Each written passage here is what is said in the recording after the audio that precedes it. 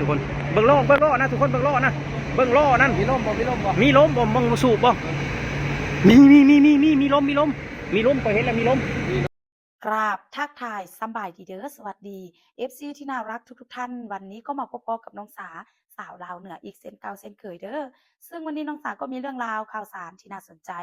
นำมาเสนอให้ทุกท่านได้รับชมและรับฟังนำกันแต่ก่อนจะไปรับชมคลิปวิดีโอนี้น้องสาก็ฝาก FC ทุกท่านช่วยกดติดตามกด Subscribe กดไลค์กดแชร์เพื่อเป็นกำลังแห่งใจในการทำคลิปวิดีโอต่อไปซึ่งเรื่องราวข่าวสารในวันนี้ก็ได้มีพี่ FC คนไทยท่านหนึ่งซึ่งเขาได้ส่งข้อมูลเนี่ยนะคะมาให้แอดซึ่งว่าได้เห็นแล้วก็โอ้โหสุดยอดมากเลยนะคะรถไฟสายสีทองของไทยถือว่าโอ้โหหรูหราและอลังการมากเลยนะคะทุกท่านเมื่อได้เห็นแล้วก็นับว่าเป็นบุญหูบุญตาเลยนะคะซึ่งว่าเรื่องราวข่าวสารจะเป็นยังไงพวกเราไปรับชมคลิปวิดีโอพร้อมกันแต่ก่อนจะไปรับชมคลิปวิดีโอนี้นะคะน้องสาก็ขออนุญาตหลายๆเด้อมาทางช่องของ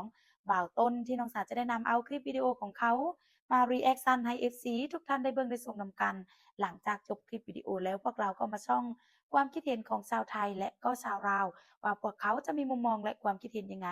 เกี่ยวกับเรื่องนี้ซึ่งเรื่องราวข่าวสารจะเป็นยังไงพวกเราไปรับชมคลิปวิดีโอพร้อมๆกันเลยจ้าทุกคนเบิ่งล้อนะทุกคนเบิ่งล้อนะเบิ่งล้อนั่นมีลมบ่มึงสูบบ่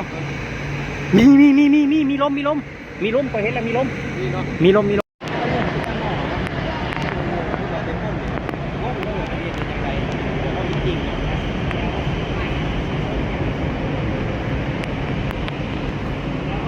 เป็นครั้งแรกของทุกคน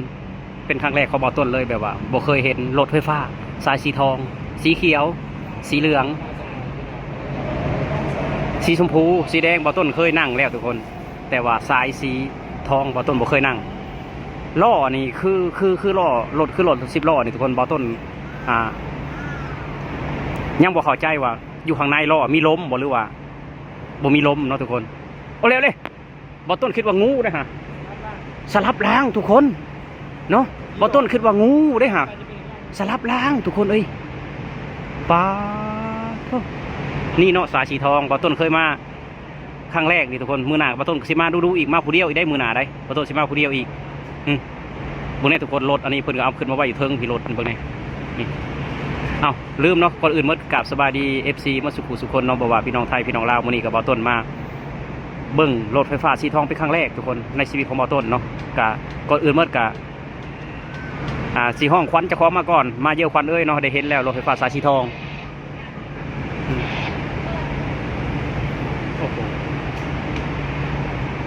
ค่าตัวก็ได้แพงเลยทุกคน19 บาทเนาะ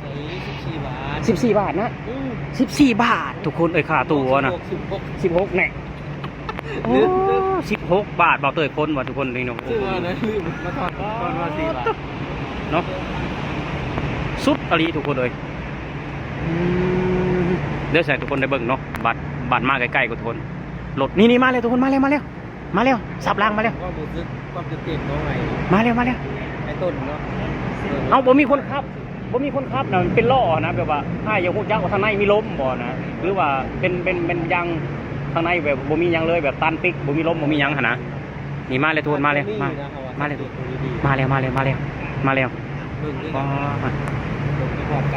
เบิ่งอย่างหนึ่งคือรถแบบว่าคือรถปั้นเข่าบ้านเฮาแต่บ่แม่นรูมันมีแอร์มาสลับรางเบิ่งห่านต่างชาติคือนั่นนะครับประกันถ่ายรูปกันสั่นเลยได้ต่างชาตินะจับกล่องเอาบ้านเขาบ่มีซะบ่จักแล้วเนาะกูบ่จักนี่มาเลยทุกคนมาแล้วทุกคนมาแล้วฮะมาแล้วโอ้โหบ่ต้นก็บ่เคยเห็นจักเทื่อทุกคนแต่ว่าบริษัท BTS เหมือนกันทุกคน BTS เหมือนกันแต่สายสีทองห่านแล่นแบบว่าแล่นในแท่งปูนทุกคนแบบควบคุมระบบด้วยไฟฟ้าอยู่บนเห็นบ่เล็กทางกลางทุกคนมาเล็กทางกลางทุกคนนะ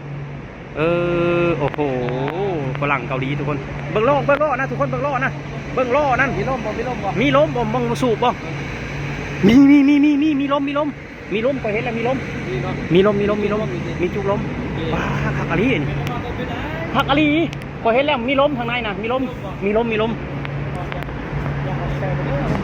อย่าเข้าไปใกล้ได้เขาจับได้ย่าเอ้ย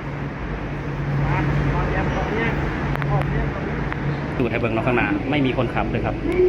ไม่มีคนขับเลยครับทุกคน ไม่มีคนขับแล้วโอ้โหคักอะไรนี่พี่น้องเอ้ยโอ้โหประเทศไทยไปอีกขั้นหนึ่งเลยพี่น้อง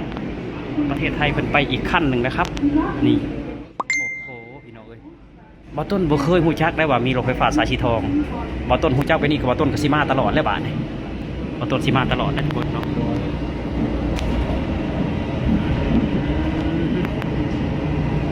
สุดยอดดีทุกคนสุดยอดดี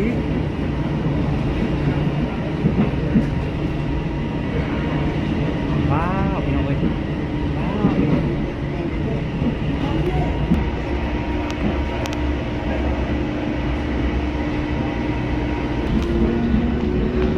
สปีดไวอยู่สปีดไวอยู่เนาะโอ้โหโรงแรมอะไรครับเนี่ยโรงแรมอะไรครับตอนนี้ก็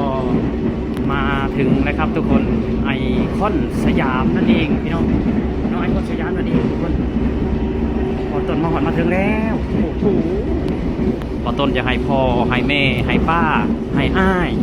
ให้เอื้อยพอต้นได้มาเห็นน้ำเด้ทุกคนเลยเนาะแต่ว่าเสียดายเพิ่นแบบว่าอยู่บ้านบ่ได้มีโอกาสมาเที่ยวประเทศไทยบ่ได้มีโอกาสมาทำงานในประเทศไทยเพราะว่ายากลูกยากเต้ายากครอบครัวก็เลยแบบว่าบ่ได้มาเห็นบรรยากาศที่เจริญหูเจริญตาแบบนี้ทุกคนเนาะพอต้นก็ได้แต่ว่าเสียดายอยากให้เอื้อยให้น้องให้พ่อให้ญาติพี่น้องได้เห็น ตอนนี้เบาต้นก็ออกมาแล้วเนาะทุกคนสถานีเจริญนครนะคือไอคอนสยามนั่นเองทุกคนไอคอนสยามเองเนาะเบาต้นสีเบิ้งเพิ่นไปทางหน้าอีกทุกคนเนาะอยู่ข้างหน้าเขามาต้นกับโรงพยาบาลตากสินทุกคนโรงพยาบาลตากสินนั่นเองโอ้โหพี่น้องเบิ่งเอาบรรยากาศถือว่า14 บาท16 บาทมื้อนี้ถือว่าคุ้มทุกคนเนาะคุ้มจริงๆเนาะคุ้มอีหลี14 บาท16 บาทคุ้มอีหลีไปเลยทุกคนคุ้มอีหลีแบบปู้นั่งกับไปกับมาก็ได้นี่คักเนียนแบบว่าบอกกระตุกกระติกทุกคนเลยนี่แหละคือความสละความประหยัดไปในตัวความล่ำสมัยอีกแบบหนึ่งยุทธเลยทุกคนมีคนมาเนาะนี่คือบ่อต้นอยากให้เห็นบันไดเลื่อนบันไดเลื่อนยุทธเองถนนสีสกปรกได้ถนนสะอาดเพิ่นกำลังเฮ็ดใหม่ทุกคนเพิ่นเฮ็ดใหม่เพิ่นก็สร้างใหม่ขนาดงามๆนี้เพิ่นยังสร้างใหม่อีกเลยจบไปแล้วนะคะทุกท่านสำหรับคลิปวิดีโอซึ่งว่าโอ้โหสุดยอดมากเลยนะคะประเทศไทยมีรถไฟมากมายเลยนะคะทุกท่านซึ่งว่ารถไฟสายสีทองเนี่ยนะคะก็โอ้โหสุดยอดมากเลยนะคะทีนี้พวกเราก็ไปพูดคุยกันเกี่ยวกับมุมมองของชาวไทยและก็ชาวลาวว่าพวกเขาจะมีมุมมองและความคิดเห็นยังไงเกี่ยวกับเรื่องนี้ซึ่งท่านแรกเขาก็ได้มาแสดงความคิดเห็นเอาไว้ว่าเป็นรถไฟสายสั้นที่สุดในประเทศไทยครับเอกชนช่วยค่าดำเนินการสร้าง2,000 ล้านบาทแล้วมุมมองของคนถัดมาล้อรถเป็นยางที่ดีติดตั้งคู่กับระบบขับเคลื่อนช่วงล่างของมอเตอร์เรลมีจุดประสงค์เพื่อให้ลดความดังของเสียงครับและมีเพียงที่ไทยที่ติดตั้งระบบนี้ประเทศเดียวแล้วมุมมองของคนถัดมาหน้ากระบวนนะคักเบาๆเห็นแล้วก็ปลื้มใจแทนแล้วมุมมองของคนถัดมาไปแถวนั้นแล้วลองไปนั่งรถไฟฟ้าBRT ดูสิ15 บาทตลอดสายคันสีเหลืองสถานีติดแอร์มีเรนวิ่งโดยเฉพาะห้ามรถอื่นเข้าไซเรนทำให้วิ่งได้เร็วนะข้ามจากฝั่งลมมาฝั่งสีลมได้แล้วมุมมองของคนถัดมาก็เป็นของคนสุดท้ายกันแล้วนะคะซึ่งเขาก็ได้มาแสดงความคิดเห็นเอาไว้ว่าเวอร์ชั่นต่อไปเราต้องเป็นรถแขวนได้แล้วดีกว่าเยอะแล้วเนี่ยนะคะทุกท่านก็เป็นมุมมองหรือความคิดเห็นของชาวไทยและก็ชาวลาวที่พวกเขาได้มาแสดงความคิดเห็นเอาไว้เกี่ยวกับเรื่องนี้ท้ายนี้นะคะถ้าหาก FC ท่านไหนมีความคิดเห็นยังไงก็สามารถแสดงความคิดเห็นใต้คอมเมนต์ได้นะคะเพื่อเป็นการแลกเปลี่ยนความคิดเห็นซึ่งกันและกันค่ะท้ายนี้นะคะแอดก็ฝากช่องของน้องสาวลาวเหนือด้วยนะคะฝาก FC ทุกท่านช่วยกดติดตามกด Subscribe กดไลค์กดแชร์เพื่อเป็นกำลังแห่งใจในการทำคลิปวิดีโอต่อไปสำหรับคลิปวิดีโอนี้ขอกล่าวคำว่าสวัสดีจ้าบ๊ายบาย